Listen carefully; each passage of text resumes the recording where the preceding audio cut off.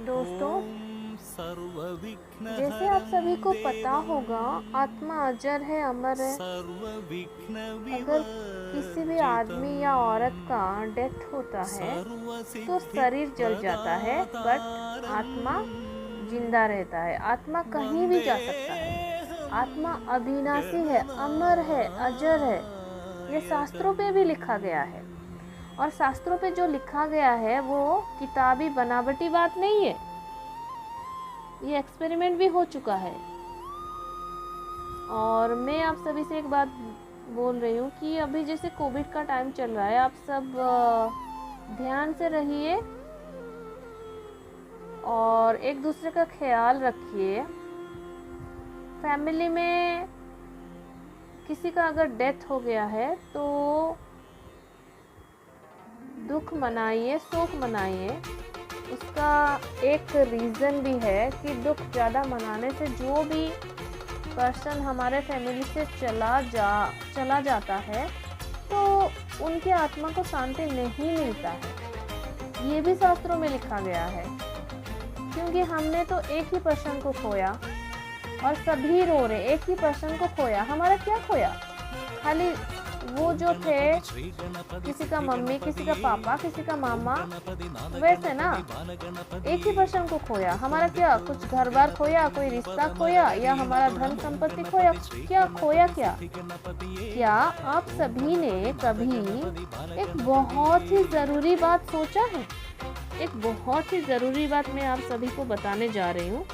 आप सुनेंगे तो हैरान हो जाएंगे। समझने वाली बात है।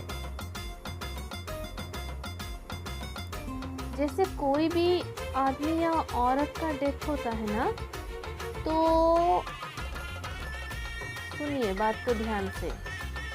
शरीर तो जल जाता है।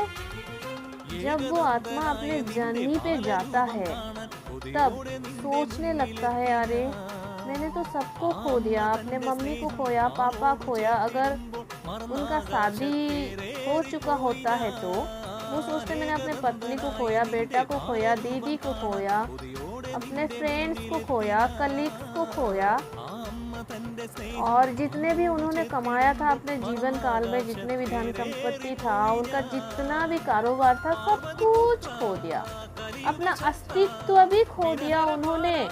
तो उनका हालत कैसा होता होगा? आप कभी भी इसके बारे में सोचे हैं?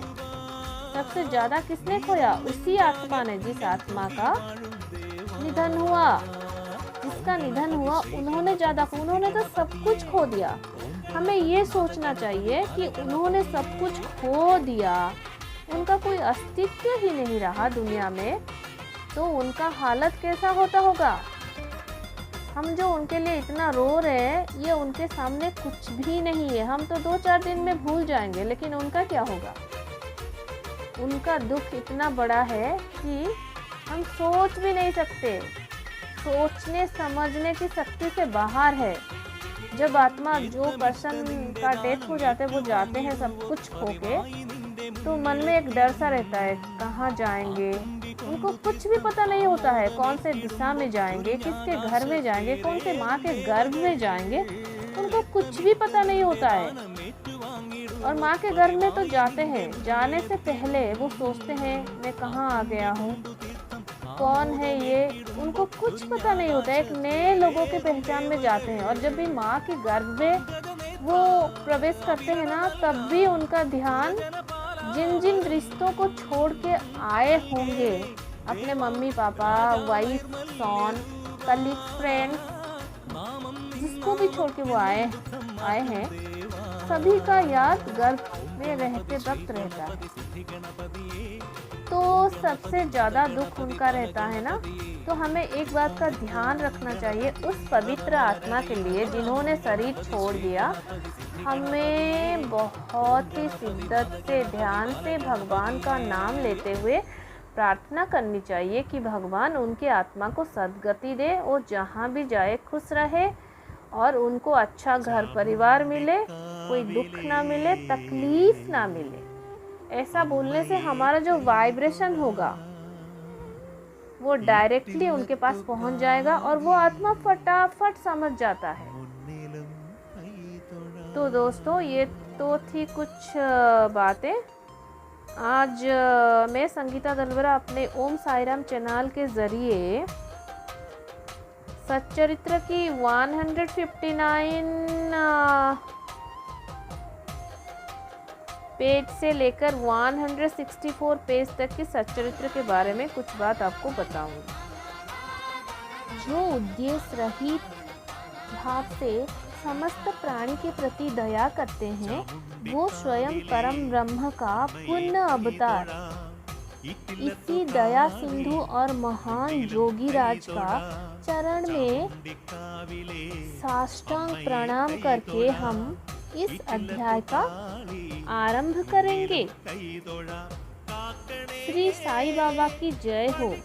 जब भी भक्त पुण्य अवतार से श्री साईं बाबा को भक्ति करने लगता है, स्वयं बाबा उसका सारा कष्ट और दुर्भाग्य को दूर कर देते हैं, स्वयं उसका रक्षा करते हैं और हर समय उसके आसपास मंडराते रहते हैं। जब सशरीर में थे, उनका वचन का सार्थकता और महिमा चारों ओर बहुत विख्यात था और अभी भी है। किंतु एक बहुत ही बड़ा आश्चर्य की बात यह है कि उनका महासमाधि के बाद भी उनका मीन्स शिरडी साईं बाबा का प्रभाव अभी भी उतना प्रभावित है जितना कि पहले था। बाबा बोले थे कि मेरे ऊपर विश्वास रखो भक्तों, अगर मैं अपना शरीर छोड़ दूंगा फिर भी मेरा अस्थि आशा और विश्वास भक्तों के अंदर संचार करता रहेगा। जो मेरे ऊपर विश्वास करेगा, मेरा अस्थि उनके ऊपर आशा और विश्वास का भाव संचार करता रहेगा और फैलाता जाएगा। खाली में नहीं, मेरा समाधि भी बात करेगा। बाबा बोले थे, मैं मरने के बाद मेरा समाधि भी बात करेगा, चल प्रचल करेगा और जो भी अनन्य भाव से मेरा शरणागत होगा, उनके ऊपर आशा का संदेश मैं हमेशा पहुंचाता रहूंगा। मैं तुमसे अलविदा लेते हुए ये कहकर जा रहा हूँ कि कभी निराश मत होना, कि कभी भी घबराना मत। शिरडी साईं बाबा बोले थे कि मेरा अस्थि हमेशा भक्तजनों के चिंता और दुख दर्द को दूर करने के लिए हमेशा प्रयास करता रहेगा। अगर मेरे ऊपर निरंतर स्मरण और मेरे ऊपर दृढ़ विश्वास रखोगे तो मैं कल्याण कर दूंगा और तुम सबको भव सागर से पार कर दूंगा और तुम्हें हमेशा खुश रखूंगा। ऐसा श्री साईं बाबा ने कहा था। पूरा लास्ट में हेमाड पंत एक प्रार्थना करके इस अध्याय को समाप्त कर रहे हैं। तो हेमाड पंत बोलते थे कि हे सद्गुरु साईं, आपके निकट में हमारा इतना प्रार्थना है, आपका अभय चरण कदापि हमारे मानस पट से विस्तृत ना हो। जन्म मृत्यु चक्र की इस संसार में हम दुख की भार को नहीं संभाल पा रहे हैं। हे साईनाथ, दया करके हम सभी को इससे उद्धार कीजिए।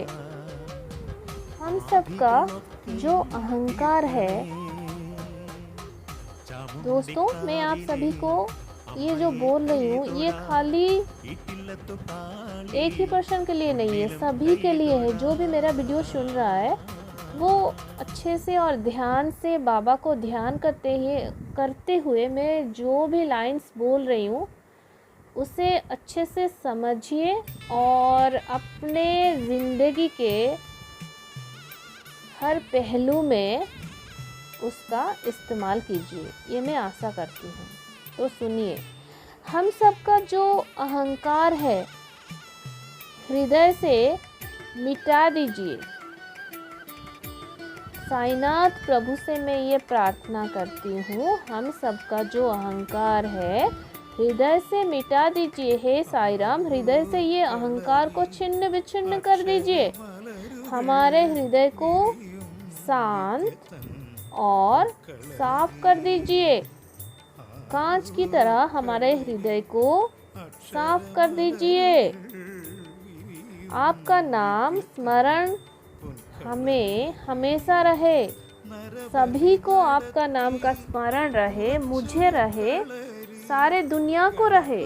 हमारे मन से अशांति को दूर करके उसे हमारे मन से अशांति को दूर करके उसे स्थिर और शांत कर दीजिए। यही मेरी श्री साईनाथ महाराज के चरणों में अखंड भक्ति सहकार प्रणाम है। तो दोस्तों, आप सभी को मेरा वीडियो कैसा लगा मुझे तो नहीं पता। आप सब अच्छे से सुनिएगा, कमेंट कीजिएगा, लाइक कीजिएगा, शेयर कीजिएगा और काइंडली सब्सक्राइब कीजिएगा और काइंडली बेल आइकन को दबाइएगा ताकि जब भी न्यू नोटिफिकेशन चाहे आप इजीली पा सकें। और मेरी और एक प्रार्थना है कि मैं इतना मेहनत कर रही हूँ तो आप मेरी मेहनत का फल मेरे को देंगे, ये मुझे पूरी विश्वास है। और एक भी जानकारी देना चाहती हूँ कि कोविड का टाइम चल रहा है, अभी टला नहीं है, कितने लोगों का देहांत हो गया है। तो काइंडली मेरी ये रिक्वेस्ट है कि आप लोग जब भी बाहर जाए ना तो 100% मास्क पहन के जाए, बिना मास्क के कहीं ना जाए। क्योंकि आप लोग अगर मास्क पहनेंगे तभी जाके आप बचे रहेंगे, सुरक्षित रहेंगे। मास्क पहनिए, सैनिटाइजर हाथ में हमेशा लेकर जाइए, ठीक है। और दूसरों से 2 गज की दूरी बना के रखिएगा। हमेशा अपने आप को सुरक्षित रखना आपका परम कर्तव्य है। क्योंकि आप अगर सुरक्षित रहेंगे तो कितने लोगों का ज़िंदगी बच जाएगा। सपोज आपको कोई इन्फेक्शन हो गया तो आपको कुछ भी नहीं पता होगा, उस 1 सेकंड के अंदर कितने जनों को वो वायरस फैल गया होगा, आपको तो पता भी नहीं चलेगा। इसके लिए मैं आप सभी से और एक बार रिक्वेस्ट करती हूँ, काइंडली मास्क पहन के जाए, दूसरों से 2 गज की दूरी बना के रखें। जब भी बाहर जाए सबसे बहुत दूरियां बना के रखें, भीड़ भाड़ जगह पर ना जाए। और मेरी साईं बाबा से ये प्रार्थना है कि सब अच्छे से रहे, खुश रहे और सुरक्षित रहे। ओम साईं राम।